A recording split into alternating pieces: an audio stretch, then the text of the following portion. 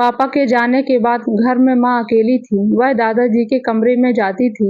यह देख देख कर मुझे बहुत अलग महसूस हुआ। एक रात मैं चुपचाप अपने दादाजी के कमरे में चली गई। मैंने वहां जो देखा उससे मैं आश्चर्यचकित रह गई। माँ और दादाजी पति पत्नी जैसे एक दूसरे के साथ बिस्तर पर बैठे हुए थे। हेलो दोस्तों, मेरा नाम काजल है। आज की इस कहानी में आपका स्वागत है। दोस्तों, यदि ये कहानी आपको पसंद आए तो वीडियो को लाइक, शेयर और चैनल पर नए हैं तो चैनल को सब्सक्राइब जरूर कर लें। तो चलिए कहानी की शुरुआत करते हैं एक मीठे एहसास के साथ। हम 3 भाई बहन थे। मेरे पिता एक सरकारी कर्मचारी थे। वह पिछले साल चल बसे थे। पापा के जाने के बाद माँ को बहुत सदमा लगा था। मैं घर में सबसे बड़ी लड़की थी। मैं डॉक्टरी की पढ़ाई के लिए शहर में आई थी। कुछ दिन पहले मैंने अपनी परीक्षा पास की थी। मैं परंतु इंटर्नशिप के लिए फिर से वापस आने वाली थी। जब मैं घर आई तो मेरे छोटे भाई बहन मुझे देखकर बहुत खुश हुए। उस दिन मेरे दादाजी मुझसे मिलने आए। वे मेरे सगे दादाजी नहीं थे, बल्कि मेरे पिता के चाचा थे और रिश्ते में वो मेरे दादाजी थे। पिताजी के जाने के बाद दादाजी ने घर को संभालने में हमारी बहुत मदद की थी। माँ बहुत सारे काम नहीं कर पाती थी। हमारा घर पिता की पेंशन से चल रहा था। मेरी छोटी बहन और भाई जुड़वा थे। वे अब 5वीं कक्षा में पढ़ रहे थे। जिस दिन मेरे दादाजी मुझसे मिलने आए, वे हमारे घर में ही रुके। जब से मैं घर आई थी तो मेरी माँ मेरी शादी के पीछे पड़ गई थी। दादाजी भी मेरी शादी का मुद्दा उठाते थे। मैंने अपनी पढ़ाई सिर्फ शादी करने के लिए नहीं की थी। जब भी घर में शादी की बात आती तो मैं अपने गांव की दोस्त अनीता के पास जाकर बैठ जाती थी। उस दिन कुछ ऐसा ही हुआ। सुबह जब मेरे भाई बहन स्कूल चले गए तो फिर माँ मेरी शादी की बात करने लगी। मैं उसकी बातों से तंग आकर अपने दोस्त के घर चली गई और 3 से 4 घंटे बाद ही मैं घर आई। जब मैं घर आई तो मैंने देखा कि हमारे घर का दरवाजा थोड़ा खुला हुआ था। मैं अंदर गई तो मुझे किचन में मेरी माँ नहीं दिखी। मैंने अपनी माँ को आवाज दी। तभी अचानक माँ अपने कमरे से बाहर आई और वो थोड़ी डरी हुई थी। माँ की साड़ी इधर उधर हुई थी। मैंने उससे पूछा कि क्या हुआ माँ, तुम इतनी डरी हुई क्यों हो? तभी माँ ने कहा, कुछ नहीं, मैं तो बस अपने कमरे में कपड़े की अलमारी ठीक कर रही थी और तुमने जोर से आवाज लगाई तो मैं जल्दी से बाहर आ गई। आते समय मेरा पैर मेरी साड़ी पर पड़ गया और साड़ी भी उतर गई। तुम्हारी तेज आवाज सुनकर मैं बिना साड़ी पहने ही उसे लपेट कर बाहर आ गई। अब बताओ क्या हुआ है? कुछ नहीं माँ, मैंने तुम्हें देखा नहीं, तुम्हें जोर से इसीलिए आवाज दी। तू पागल लड़की है। ऐसा कहते ही माँ अपने कमरे में वापस चली गई। मैं उसके पीछे पीछे चली गई। तभी मैंने देखा कि माँ के कमरे की खिड़की खुली हुई थी। मैं माँ के पास जाकर उनके कमरे में बैठ गई। तभी मैंने उनके बिस्तर पर पुरुष की घड़ी पड़ी देखी। जब मैंने अपनी माँ से इस बारे में पूछा तो उन्होंने बताया कि हमारा सनी कहीं से भी कुछ भी ले आता है। यह घड़ी उसके स्कूल जाने से पहले यहीं पड़ी थी। डॉक्टर महोदय, आपने अभी केवल अपनी चिकित्सा शिक्षा पूरी की है। रिजल्ट आना अभी बाकी है। माँ ने कहा, फालतू सवाल मत पूछो। अगले दिन माँ का चचेरा भाई समीर घर आया था। माँ का कोई सगा भाई नहीं था। जब मेरे पिताजी थे तब भी मैंने समीर मामा को घर आते देखा था। समीर मामा कई महीनों के बाद हमारे घर आए हुए थे। उन्होंने कहा कि गांव की पंचायत में कुछ काम है और इसके लिए वो कुछ दिन हमारे घर पर ही रुकने वाले हैं। एक दिन जब हम खाना खा रहे थे तो माँ सबके लिए खाना परोस रही थी। जैसे ही माँ मामा के प्लेट में खाना डाल रही थी, मामा ने अचानक माँ का हाथ पकड़ लिया। लेकिन जैसे ही मेरी नज़र उन दोनों पर पड़ी तो मामा ने झट से माँ का हाथ छोड़ दिया। मेरी माँ देखने में बहुत सुंदर थी। हमारे पिता ने उन्हें बहुत कम उम्र में ही छोड़ दिया था। मेरी माँ की शादी बहुत कम उम्र में हो गई थी। माँ केवल 32 साल की थी। ऐसा कोई नहीं कहेगा कि उनके 3 बच्चे हैं। मैं खाना खाते हुए मामा को देख रही थी। वह माँ की ओर देख रहे थे। खाना खाने के बाद रसोई में बर्तन धोते समय मैंने माँ से कहा, माँ, मामा आपको बार बार क्यों देख रहे थे? मुझे यह बिल्कुल पसंद नहीं है। उनसे कल अपने घर से जाने के लिए कह दो। इतना कहते ही माँ बोली, काजल देवी, हमें सिर्फ किसी के देखने से उसे गलत नहीं समझना चाहिए। वह मर्द है। गलती से मेरी तरफ नजर पड़ गई होगी। अब तुम्हारे पिता नहीं रहे। हमें कभी भी किसी भी की जरूरत पड़ सकती है। ऐसे ही रिश्ते को तोड़े नहीं जा सकते। माँ सही थी। मामा जी की नजर गलती से उन पर पड़ गई होगी। मैं माँ को लेकर कुछ ज्यादा ही चिंतित थी, तो मैंने जरूर मामा की बुरी नजर देखी होगी। उस दिन आधी रात को मैंने मामा को घर से निकलते हुए देख लिया। मैं बाहर गई तो वह माँ के कमरे से खिड़की के बाहर चक्कर लगा रहे थे।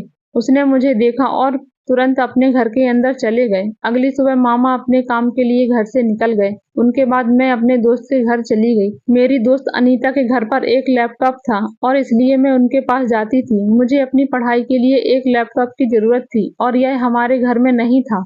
उस दिन मैं घर गई तो आज भी दरवाजा अंदर से बंद था। मेरी घंटी बजाने के 30 मिनट बाद माँ ने दरवाजा खोला। माँ ने मुझे देखकर कहा कि आज तुम जल्दी आ गई। माँ सुबह नहा चुकी थी, फिर भी दोबारा नहाने चली गई थी। शायद वह घर के काम से थक गई होंगी। मैं अक्सर रात में देर तक जागती रहती थी। हम 3 भाई बहन एक कमरे में सो रहे थे। माँ का कमरा दूसरा था। कभी कभी छोटा भाई भी उनके साथ सोता था। आज रात में बहुत देर तक जागकर अपना मोबाइल देख रही थी। अचानक मुझे माँ के कमरे का दरवाजा खुलने की आवाज आई। मैं बाहर गई तो देखा कि मामा अपने कमरे से बाहर आ रहे हैं।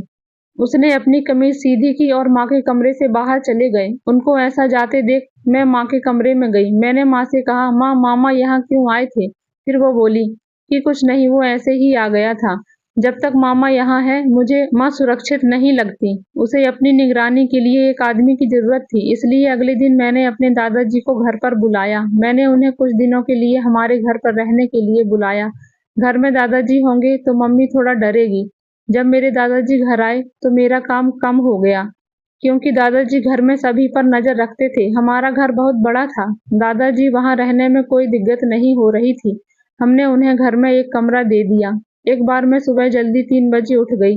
मैं जल्दी उठकर बाहर आंगन में बैठी थी। जब मैं अपने कमरे से बाहर आई तभी मैंने देखा कि माँ अपनी साड़ी पकड़कर दादाजी के कमरे से बाहर निकल रही थी और वह अपने कमरे में जा रही थी। सुबह 3 बजे बहुत अंधेरा था। उस अंधेरे में माँ ने मुझे नहीं देखा। माँ दादाजी के कमरे में क्यों गई थी? क्या माँ सारी रात दादाजी के कमरे में ही थी? मैंने सुबह माँ से इसके बारे में पूछा। उसने मुझसे कहा, मैंने तुमसे पहले ही कहा था कि तुम्हें घर में ज्यादा जासूसी करने की जरूरत नहीं है। क्या तुम मुझ पर नजर रख रही हो? दादाजी को सुबह सुबह पानी चाहिए था तो मैं देने गई थी। माँ मुझसे बहुत नाराज हो गई। मैं अब उस पर नजर नहीं रखूंगी, यही मैंने तय किया। लेकिन फिर 2-3 दिन बाद मैं दोपहर को अपने दोस्त के घर से वापस आ रही थी तो आज भी मुझे माँ की साड़ी खुली हुई नजर आई। तब दादाजी भी घर पर थे। शायद काम करते समय उनकी यही हालत हो गई होगी। ऐसा सोचकर मैंने उन पर ध्यान नहीं दिया। एक बार मेरी माँ मेरे दादाजी के साथ सब्जियां खरीदने बाजार गई थी। मैं घर पर अकेली थी। मैं अपनी माँ की साड़ी में फोटो लेना चाहती थी तो मैं अपनी माँ के कमरे में चली गई और माँ की साड़ी ढूंढने लगी। अच्छी साड़ियां ढूंढते समय मुझे एक फाइल मिली। वह फाइल अस्पताल की थी। मैंने फाइल खोली और उसका नाम पढ़ा। वह नाम पढ़कर मैं चौंक गई, क्योंकि उसमें गर्भवती महिला की जगह मेरी माँ का नाम लिखा था। मेरे पिताजी का 1 साल पहले निधन हो गया था। मेरी माँ फिर से गर्भवती थी। यह बात मुझे बिल्कुल समझ नहीं आई। मैंने उस कागज को दोबारा उसी जगह पर रख दिया। जब से मामा घर आए थे मैं उन्हें मामा के कमरे में छिपकर जाते देखा करती थी। मैंने सोचा कि माँ के बच्चे का पिता शायद मामा ही होगा, लेकिन मेरे पास इसका कोई सबूत नहीं था, इसलिए मैंने माँ से कुछ नहीं पूछा। उस रात मैं मामा के कमरे में चली गई। उससे बातचीत करते हुए मैंने खेल खेल में उनके बालों में अपना हाथ फिराया। मुझे उनके 2-3 बाल मिले। वह बाल लेकर मैं अपने कमरे में चली गई। जब मेरी माँ कमरे में थी फिर मैंने उनकी कंघी से कुछ बाल निकाले। मैंने इसे अपने एक दोस्त को दे दिया। दोस्त के पति एक डॉक्टर थे। मैं उन बालों का परीक्षण करके यह दिखाना चाहती थी कि मामा ही माँ के बच्चे का पिता है।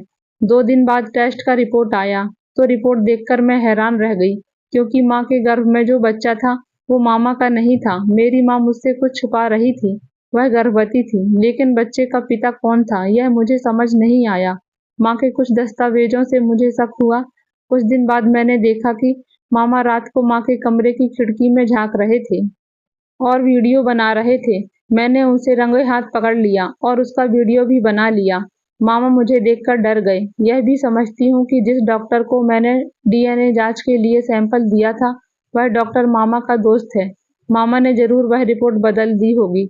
मुझे उस आदमी पर शक था। मैंने उसे माँ के कमरे में चोरी छुपे घुसते हुए रंगे हाथों पकड़ लिया। मैंने उनसे कहा, मामा, आप तो माँ के भाई हो, आपको अपने रिश्ते के बारे में पता नहीं है क्या? तुमने मेरी माँ को इतनी गंदी नजर से देखा। अब मैं तुम्हें पुलिस के हवाले कर दूंगी। आपका बच्चा मेरी माँ के गर्भ में पल रहा है। आप मामा के नाम पर कलंक हो।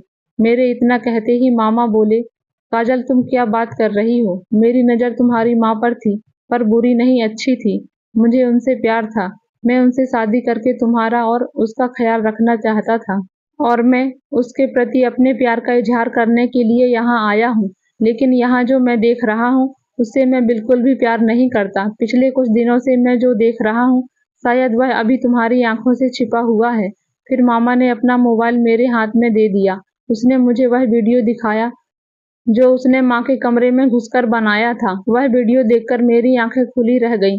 मेरी माँ और दादाजी, उन दोनों के बीच एक अनचाहा रिश्ता था, और यह सब मुझे उस वीडियो को देखने के बाद पता चला। वो सब देखकर मैं दंग रह गई। लेकिन मामा ने अगले दिन वह खबर पूरे गांव में फैला दी।